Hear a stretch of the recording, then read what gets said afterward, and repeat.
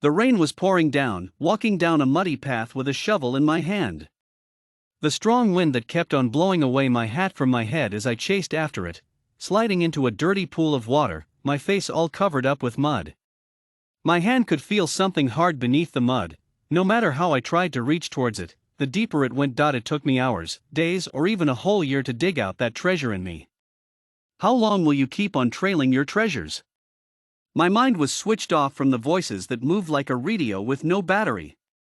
What I saw was laughter from people's face, mockery and names thrown onto my face. The treasures had been swept down into the deepest sea. Even though I tried to retrieve it, sweat dripped down my face like showers of rain sliding down the window screen. Early in the morning I set off in my small boat, sailing through the sea. The weather drastically changed, the strong wave that kept on hitting the side of the boat as it swayed from left to right. My eyes couldn't see ahead, the fog had covered it. I was determined to get my lost treasure and bring it back to my possession. All I got in my journey of success were words of discouragements, words that nearly brought me down. Putting my fingers into my ears, I didn't want to hear them anymore. My idea was all exported into a dream. The sun was out very early in the morning, waking up, all my face drawn with happiness, songs on my lips as I sang and danced around the house. MMMM. I can see today someone is happy, Mother said.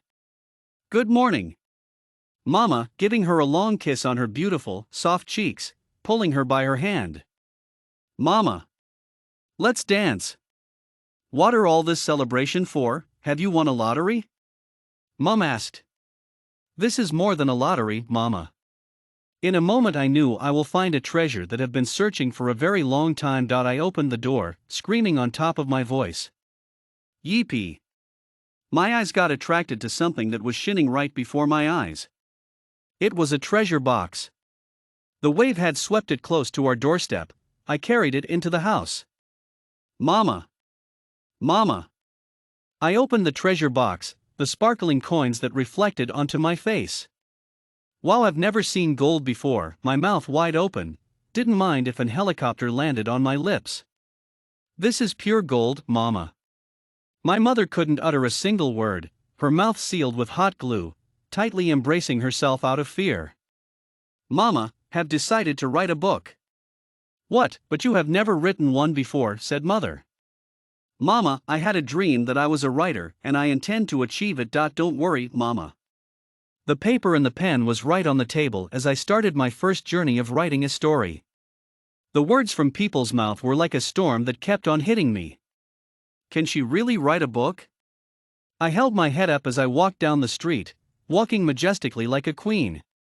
Really? What do these people think I am? The more words were struck at a close range to my face, the light shined more brightly as I was determined to accomplish my dream. By 2020, the bookshelf were all filled up with my books. My name all scattered all over the world newspapers, the headline. The best author of the year. There was sparkling of jealousy from each corner. My friends now turned their stones to anemone, but all didn't matter to me. Breeing. I answered the phone, a private number. Hello. A lady answered the phone. The call was from BBC as I had been invited for an interview. My name had become famous globally, flashlights from the camera all over my face, coming down from a car. Hail! Author Joan. People stretching their hands towards me, signing signatures as others wanted to have a photo together. Welcome to BBC. The warm welcome as I couldn't hide my joy, when they handed me with a beautiful bouquet of flowers. Back at home, people all sat together in the living room watching me live from BBC. That's my daughter. Mum was so excited and proud as she smiled all to herself. My trip back to Africa was all successful. Surprises awaited me in Jomo Kenyatta Airways in Kenya. Dancers were all there as I walked from the plane. Mum couldn't wait as she walked towards me, hugging me so tightly. What attracted my eyes were my portraits everywhere. The president was there as he congratulated me, welcoming me to the State House. The convoy all headed towards the State House. My mama held my hand as we walked inside the State House, while the police gave us a salute. I had never greeted the president, talk of even stepping inside the palace of the president. My dream had come to reality as I smiled. Joan, you have made this country proud and we're proud of you, said the president. A man in black entered the room. On his hand was a briefcase as he placed it on top of the table. I didn't know what was inside the briefcase, the shock that came into my life. A lot of money arranged inside the briefcase. Oh my God. I thought it was a dream as I closed my eyes so tightly that no space was left out. Mama. Tell me it's not a dream. No, my child, it's not a dream, Mother said. Really?